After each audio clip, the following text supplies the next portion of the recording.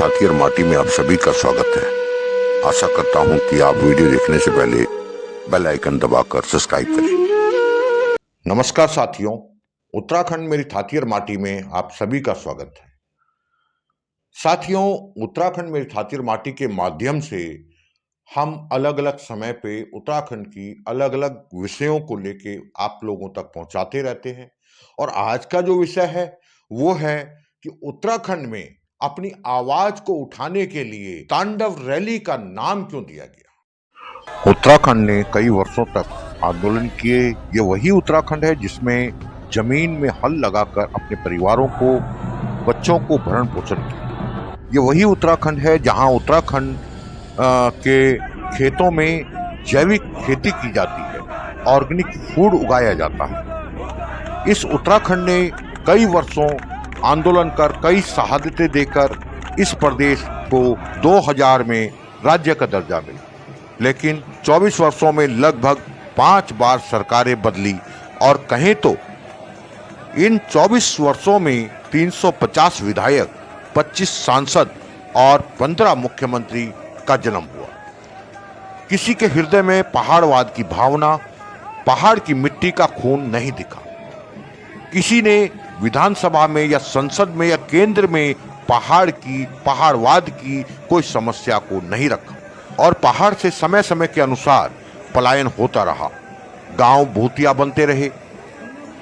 जिस नेता को पैसा बनाना था उसने भू कानून को अपने मन मुताबिक बाहर के लोगों को जमीन बेचने में मदद की और जी भर उत्तराखंड की संपदा को लूटा। और समय समय पर उठ रहे आंदोलनकारियों को आश्वासन देते रहे कि भू कानून बन रहा है। मूल निवास की बात की जाए तो हर राज्य के नागरिक को मूल निवास 1950 घोषित है। लेकिन जहां उत्तराखंड देवों की भूमि, देवभूमि में मूल निवास की बात की जाए तो यहां कदम रखने वाले को भी मूल निवासी का दर्जा दिया जाता है। उत्तराखंड स्थापना से लेकर उत्तराखंड आंदोलनकारियों की एक ही मांग रही कि पहाड़ की राजधानी पहाड़ में। लेकिन उत्तराखंड के आंदोलनकारियों को शांत करने के लिए नेताओं ने गैरसैंण को अस्थायी राजधानी बनाकर ग्रीष्मकालीन राजधानी बना दिया। उत्तराखंड के लिए केंद्र सरकार, राज्य सरकार और उनमें चुने गए जनप्रतिनिधि, सांसद और विधायक मोहम्मद गजनवी की तर्ज पर उत्तराखंड पर हमला करते रहे और करते आ रहे हैं। बार बार उन्हें चुना जाता है और उत्तराखंड की संपदा को लूटने का कार्य करते आ रहे हैं। अभी तो ये अंगड़ाई है, आगे और लड़ाई है। उत्तराखंड और उत्तराखंडी आंदोलनकारी आज तक आंदोलन करते करते इस स्थिति में पहुंच गए हैं कि शिव, देवभूमि के शिव भगवान के तांडव के रूप में तांडव रैली निकालनी पड़ी। आगे क्या होगा, क्या होना बाकी है, ये भविष्य की गर्त में है। आप तांडव रैली को देखिए जो 24 तारीख को की गई। और अंत में, इस वीडियो के अंत में अपने विचार जरूर दीजिए। आपको क्या लगता है, आपका क्या मानना है। अरुण जी, जो अभी 24 तारीख को हुआ, कल परसों जो हुआ भू कानून के बारे में, क्योंकि मेरी छाती और मेरी माटी से मैं अधिकतर यही सवाल करता हूँ, मेरे पहाड़ की बात करता हूँ। तो पहाड़ की जब बात आती है तो आपका क्या मानना है? जैसे कि हम इतनी सारी पब्लिक यहाँ पे प्रोग्रामों में आती है, चाहे वो हमारे कौथिग हो, महाकौथिग हो, मुंबई हो, दिल्ली हो, ये थौड़ा मेला जो हमारे होते हैं, इसमें हमारे जो पहाड़ के लोग हैं ना, ऐसे उतरते हैं जैसे कि आज वहाँ उनका कोई निमंत्रण, वाकई घर का परिवार का कार्य जो ऐसे लगता है। लेकिन क्या मेरे पहाड़ के लिए, हमारे अपने पहाड़ के लिए हमारे लोग ऐसे उतरते हैं? क्या भू कानून के बारे में आप थोड़ा उसके बारे में? सबसे पहले मैं माटी धाती को आपका बहुत बहुत बधाई देना चाहता हूं। और आपने सवाल बहुत अच्छे समय पर हमसे पूछा, जिस समय उत्तरायणी का मेला होने वाला है। हमारे मेले ठेले जो है यही हम सब लोगों को एक करते हैं, सांस्कृतिक एकता का प्रतीक है। पहली बात तो ये है, हमारे लोग अगर किसी मेले ठेलों में जाते हैं तो स्वाभाविक रूप से हमारी सांस्कृतिक एकता का प्रतीक है और इसमें कोई बुराई भी नहीं है। लेकिन अभी जो सबसे बड़ी बात है कि उत्तराखंड के अंदर 2 मुद्दे बहुत महत्वपूर्ण ढंग से उठे हैं। एक है हमारे ज़मीनों का सवाल और दूसरा है हमारे 1950 मूल निवास का सवाल, जिसको लेके पूरे उत्तराखंड के अंदर बहुत आंदोलित है और बहुत गुस्से में है। तो हम सब लोगों का ये मानना है कि उत्तराखंड में जल, जंगल, ज़मीन के सवाल को लेकर जितने भी हमारे आयोजन होते हैं, जितने भी कार्यक्रम होते हैं, उनको उसमें तब्दील भी होना चाहिए। हम लोगों ने बात भी करनी चाहिए। मैं पहली बात ये कहना चाहूँगा कि हमारी थाती तब बचेगी, हमारी ज़मीन बची रहेगी, हमारा गांव बचा रहेगा, हमारे पूरी संस्कृति उसी गांव पर निर्भर है। तो इस समय उन दोनों पर संकट है और सरकारों ने इधर हमको अपने ज़मीन से उखाड़ने का काम किया है। तो इसलिए हमारे दो मुद्दे, जो मूल निवास 1950 है, वो हमको संवैधानिक रूप से प्रदान है और देश के हर राज्य में 1950 ही मूल निवास है, जो संवैधानिक प्रावधान है। लेकिन उत्तराखंड में राज्य बनते समय हमारे मूल निवास को स्थायी निवास में बदल दिया गया और अब हमारे यहाँ 1985 उसकी कट ऑफ डेट भी कर दी। लेकिन हुआ ये कि 2010 में सुप्रीम कोर्ट, हाई कोर्ट ने एक मामले की सुनवाई करते हुए 1950 को ही हमारे मूल निवास का मानक माना। लेकिन सरकारों ने 2012 के एक और फैसले के आलोक में, जिसमें एकल पीठ ने, उच्च न्यायालय के एकल पीठ ने कहा कि नहीं, देश के अंदर सभी लोगों को अपने अपने अवसरों का अधिकार है, तो 1950 का नहीं बल्कि 2000 का मानक मान दिया। तो उससे हमारे उत्तराखंड जैसे लोग, जहाँ पर युवा वहाँ पर नौकरियों पर निर्भर है, वहाँ पर कई किस्म के आरक्षण, कई ढंग की सुविधाएं उनको मिलती हैं, उससे वो वंचित हो रहे हैं। तो इसलिए हमारा पहला सवाल ये है कि उत्तराखंड में 1950 का मूल निवास को माना जाए और दूसरा, उत्तराखंड के अंदर तेजी से हमारे हाथ से निकलती हुई कृषि योग्य ज़मीन, खेती की ज़मीनें, जो लचर भू कानून से, एक कोई अच्छा भू कानून न होने के कारण हमारे हाथ से निकल रही हैं, तो उससे हमारी ज़मीनों पर और किस्म के काम हो रहे हैं और हमारी खेती नहीं हो रही है। तो हम सब लोगों का मानना है कि उत्तराखंड में पूरी ज़मीनों की पैमाइश कराई जाए और उसके बाद हमें ज़मीनों का बंटवारा कराया जाए और हमारे जो ज़मीन का रकबा घट रहा है लगातार, उसको बढ़ाया जाए और उत्तराखंड में एक ऐसा ठोस भू कानून लाया जाए जिससे कि हमारे उत्तराखंड की ज़मीनें बची रहे। अभी फिलहाल हमारा यही। तमाम सभी लोगों को मैं बधाई देना चाहूँगा कि आज तक इस उत्तराखंड की जो अस्मिता और अस्तित्व की लड़ाई है, उस लड़ाई में इन मांगों को, तो मांग मूल निवास की हो, मांग भू कानून की हो, व्यक्ति विशेष ने उठाया है, सामाजिक संगठनों ने उठाया है और प्रमुखता से पहली बार अगर किसी राजनीतिक दल ने इस मांग को उठाया है तो ये इस प्रदेश के लिए शुभ संकेत है और ये भविष्य के लिए शुभ संकेत है। और मैं कहना चाहूंगा कि केवल मूल निवास भू कानून ही नहीं, इस प्रदेश का वो प्रदेश हित का मुद्दा, जिससे यहाँ की संस्कृति का संरक्षण हो सकता है, जिससे यहाँ की सभ्यता बच सकती है, जिससे यहाँ का अस्तित्व बच सकता है, जिससे यहाँ की अस्मिता बच सकती है, उस हर एक मुद्दे को आप लोगों को प्रमुखता से उठाना पड़ेगा।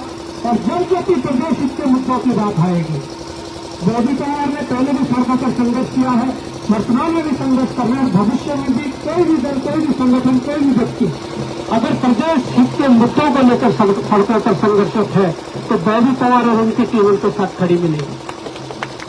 आज जिस प्रकार से इस प्रदेश के अंदर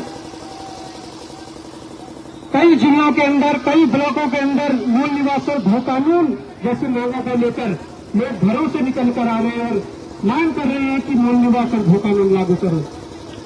इस और हमारी सरकार को आप देखिए, कितना दुर्भाग्य है कि जहाँ पर मूल निवास मांगा जा रहा है, यहाँ पर भू कानून मांगा जा रहा है और सरकार यूसीसी के नारे लगा रही है। हम सबका दुर्भाग्य है कि ये प्रदेश जो संघर्षों को बल कर दिया गया, ये प्रदेश जहाँ पर 44 से अधिक शहादतें हुई, उस प्रदेश के अंदर उन मूल निवासियों की मांगों को आज किस प्रकार से दरकिनार किया जा रहा है।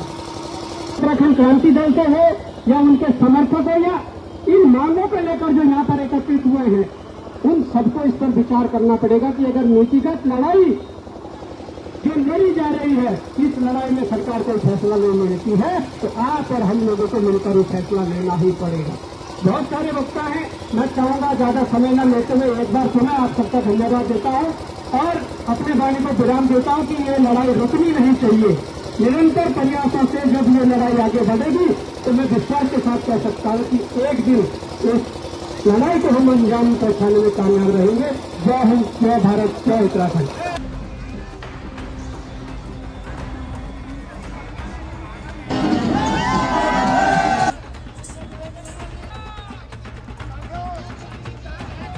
चौबीस साल हो गए उत्तराखंड को बने जो हमारी जिसके लिए हमने आंदोलन किया था 1994 में, हमने गोलियां खाई, लाठेंडे खाए, 42 आज़ादी दी, हमने अपना मित्र खोया और आज भी दुख होता है। 24 साल में जो हमें मूल निवास, भू कानून, राजधानी गैर सांड क्यों नहीं मिली, जो 3 हमारे अस्तित्व का सवाल था। आज हम 24 साल से हमने हजारों थालियां फोड़ दी और दोबारा इस ग्राउंड में पहुंच चुके हैं, लेकिन आज दुर्भाग्य है ना कांग्रेस ने सुनी, ना बीजेपी ने सुनी, किसी भी सरकार ने हमारी कोई बात नहीं सुनी। आज हम इस तांडव नृत्य शिव का जो विकराल रूप जो 20 पी के इस उत्तराखंड के इन नेताओं को दिखाना चाहता है कि आज विकराल रूप कर लिया है। हम अपने अस्तित्व के लिए, अपने स्वाभिमान के लिए, हम पहाड़ी हैं और हम पहाड़ी कहाँ है। 50 लाख लोग बाहर से आकर उत्तराखंड में बस गए, लेकिन हमारा दुर्भाग्य है, लेकिन आज हमारा अस्तित्व खतरे में। गुंडागर्दी, भू माफिया, लूट खसूट, हमारे पहाड़ियों का अस्तित्व खतरे में, इसलिए तांडव रैली का जो विकराल रूप है आज देखने को मिला है। आज इसके लिए हम अंतिम चेतावनी देना चाहते हैं धामी जी को, 2025 में हमारा भू कानून, राजधानी गैरसैंण और मूल निवास लागू किया जाए, नहीं तो हजारों उत्तराखंडी आत्मदाह करने को तैयार रहेंगे। सच्चाई आप भी जानते हो, मैं भी जानता हूँ। 24 साल हो गए, मैं तब युवा था जब ये आंदोलन शुरू हुआ था उत्तराखंड आज़ादी का, उत्तराखंड बनाने का जो आंदोलन, मैं तब का हूँ। उसके बाद हमें ये अपेक्षा ये थी कि हमें स्वरोजगार मिलेगा, रोजगार मिलेगा, यहाँ के मूलभूत संसाधनों में हमें हक हकूक मिलेगा, लेकिन पिछले 25 सालों में ऐसा कुछ भी नहीं हुआ। ये पत्रकार महोदय आप भी जानते हैं, भली भांति पूरी जनता जानती है इसका। अब ये 25 सालों का जो उबाल है आप देख रहे हो, तमाम जनता सड़कों पे है और ये निरंतर बढ़ेगी। अगर ये 1 साल के अंदर में ये चीज़ें नहीं हुई तो बिल्कुल आप ये समझिए कि ये बिल्कुल लगातार बढ़ेगा। ये मैं सरकार से यहाँ के युवाओं को भी चेताना चाहता हूँ, युवा अपने अधिकारों के बारे में जाने और जल्द से जल्दी धामी सरकार इस कानून को पास करे। अगले सत्र की कोई जरूरत नहीं, हो सके तो आज इस कानून को पास करे। मैं यही धामी सरकार, इन केंद्र सरकारों से बात करना चाहता हूँ, बस मेरी यही मांग है। सरकार से मांग करता हूँ कि हमारा मूल निवास 1950 तुरंत लागू किया जाए। भू कानून की धारा 371 हड़ताल लगाया जाए ताकि बाहरी व्यक्तियों का यहाँ आना रुक सके और हमारे बच्चों के ऊपर जो कुठाराघात हो रहा है, हमारी जो नौकरियाँ छीन रही हैं, बाहरी राज्यों से आकर के हमारे बच्चों की नौकरियाँ छीन रही हैं। राजस्थान से, कहीं बाहर के गाँवों से अब लोग आ रहे हैं और हमारे बच्चों का कोई भविष्य यहाँ सुरक्षित नहीं लगा है। तो तत्काल इसमें हमारे सरकार को कार्रवाई करनी चाहिए। भू कानून की धारा 371 लागू करनी चाहिए और हमारा मूल निवास 1950 लागू करना चाहिए। और साथ ही साथ ये UCC की जो धारा है, इसमें 1 साल से जो यहाँ का स्थायी निवासी बन जाएगा, उसको तत्काल उसमें से हटाना चाहिए। और हम लोग बहुत आगे इस लड़ाई को लड़ चुके हैं और अब हम किसी भी सीमा तक जा सकते हैं। हमारी मांगे हमारा लगातार, ये आज किसी और का बिंदु नहीं है। भू कानून 371 और मूल निवास 1950 हमारा पुराना मुद्दा है और इसको हम ही लोगों ने जिंदा रखा है। और ये तो अब कुछ लोग अपनी राजनीति करने के लिए मामले को उठाते रहते हैं और मुद्दे को भटकाते रहते हैं। इनका यह है कि सरकार जो है छद्म रूप से काम कर रही है। सवाल ये है कि हम ये नहीं चाहते, हम तो सीधे साधे लोग हैं। हम चाहते हैं हमारा 1950 हमको वापस मिले और 371 लागू हो, ताकि जो बाहरी लोग यहाँ से आ रहे हैं उनका यहाँ आना रुक सके, हमारे लोगों का पलायन रुक सके और जो आपसी वातावरण यहाँ खराब हो रखा है उसको भी ठीक किया जा सके। और क्योंकि हमारे बच्चे की जो है वो हम इस उम्र में आ चुके हैं, हमारे बच्चों की जो नौकरियाँ हैं वो सुरक्षित नहीं हैं, ना उनको नौकरियाँ मिल रही हैं। अब तो हम क्या करेंगे, हमारे बच्चे कहाँ जाएंगे? जो एक तरह से जो जनता सोई हुई है और जो जितनी भी राजनीतिक पार्टी है, मेन तो यहाँ कांग्रेस और बीजेपी ही यहाँ पे राजनीतिक पार्टियों के रूप में है, इनके द्वारा जो भी मनमानियाँ और जो भी जातियाँ और जिस तरह की लूट की गई है, उस लूट को जनता तक पहुँचाने के लिए और जनता को जागरूक करने के लिए और इन सरकारों को खबरदार करने के लिए ही ये जो है आज का ये जो तांडव रैली है, ये उसका मेन मकसद है। और जो 5th शेड्यूल की जो आप बात कर रहे थे, मैं आपको ये कहता हूँ, प्राइवेट मेंबर बिल लाए थे वो अपने ये विक्रम सिंह जी, ठीक है, नेगी प्रताप नगर वाले। 5th शेड्यूल से अगर आप ये समझते हैं कि UCC और ये जितने भी इन्होंने जो है ये लैंड एबोलिशन एक्ट 1945, इसमें जितने भी संशोधन उत्तराखंड में किए गए हैं, इनका अगर जो है 5th शेड्यूल आने से जो है ये नल एंड वाइड हो जाएंगे, तो ये बहुत बड़ी गलतफहमी है। क्यों? क्योंकि 5th शेड्यूल में जितने भी आदिवासी राज्य हैं, जैसे छत्तीसगढ़ हो गया, आपका झारखंड हो गया, पूर्वोत्तर के जो राज्य हैं, यहाँ 5th शेड्यूल ऑलरेडी लागू है। धारा 371 इनका संरक्षण करती है। जैसे आपके जो है ये जौनसार इलाके में है, अब आप ये लगाओ, आज जो है हसदेव के जंगल काटे जा रहे हैं। 2 लाख हेक्टेयर जंगल सरकार ने वहाँ काट दिया, आदिवासी इलाका है। 5th शेड्यूल में जो है उनको संरक्षण देने का जो है पूरा राइट बनता था, कहाँ गया वो? कोई राइट नहीं है। इसी प्रकार के जो उनके अन्य अधिकार है, चाहे उनके जो है वो संस्कृति के अधिकार है, उनकी परंपराओं के अधिकार है, आज वो परंपराएं और संस्कृति कहाँ सुरक्षित है? तो मैं ये मानता हूँ, हालांकि बहुत बढ़िया प्रयास है वो, और इस तरह के प्रयास सभी विधायकों को करने चाहिए थे। 5th शेड्यूल से ये जो यूसीसी आने वाला है या जो संशोधन यहाँ पर किए गए हैं, ये जो भू कानून है, इन भू कानून में चाहे धारा 154 में हो, 157 में, 171, 72, 73, 74, 75 या 129 में BCD जो भी है, इसमें इनमें जो भी इन्होंने लूट के लिए जो भी इन्होंने उसमें जो है संशोधन किए हैं, उन संशोधनों पे कोई असर पड़ने वाला नहीं है। हाँ, यदि यूसीसी लागू होता है 9 नवंबर को, जिसको कह रहे हैं कि 9 नवंबर को जो है यूसीसी लागू कर रहे हैं, यदि यूसीसी लागू होता है तो ये सारी चीज़ें तब बेमानी है। इसलिए यूसीसी का लागू होना पहले तो पूरे भारतवर्ष के लिए, और चूंकि सबसे पहले उत्तराखंड में हो रहा है, तो उत्तराखंड के लिए यूसीसी लागू होना बहुत बड़ा दुर्भाग्य और बहुत ही बड़ा भविष्य में संकट पैदा करने वाला विषय होगा।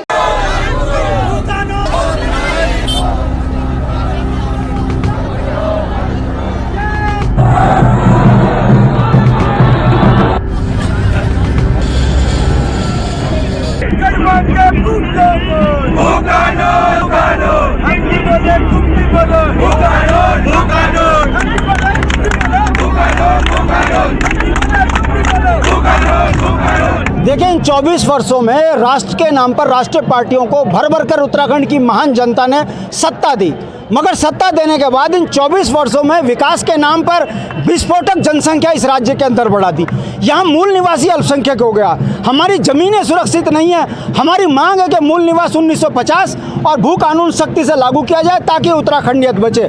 दुर्भाग्य की बात है कि धामी सरकार मूल निवास भू कानून में तो टरका रही है, मगर यूसीसी कानून को लागू करके उत्तराखंड की सनातन संस्कृति पर जो है बहुत बड़ी चोट मारने जा रही है। हम धामी सरकार से पूछना चाहते हैं कि उत्तराखंड की जनता ने कब कहा कि हमारे को यूसीसी की जरूरत है? सनातन धर्म में किसी लड़की को लिविंग रिलेशन में रहने की इजाजत नहीं है, मगर धामी अल्पसंख्यक समाज को का डर दिखाकर सनातन धर्म पर जो हमला कर रहे हैं, ये उत्तराखंड क्रांति दल बर्दाश्त नहीं करेगा। हमारी स्पष्ट मांग है कि राजधानी गैरसैंण तय की जाए और मूल निवास 1950 और भू कानून सख्ती से लागू किया जाए, पहाड़ से पलायन हो, उत्तराखंड में भ्रष्टाचार मुक्त हो। इन तमाम मांगों को लेकर पहाड़ों से आज हम स्थायी राजधानी देहरादून में इकट्ठे हुए हैं। संकेत बड़ा साफ है, लूट ज्यादा नहीं चलेगी, या तो मान जाओ वरना इस सरकार को जनता उखाड़ के फेंकेगी।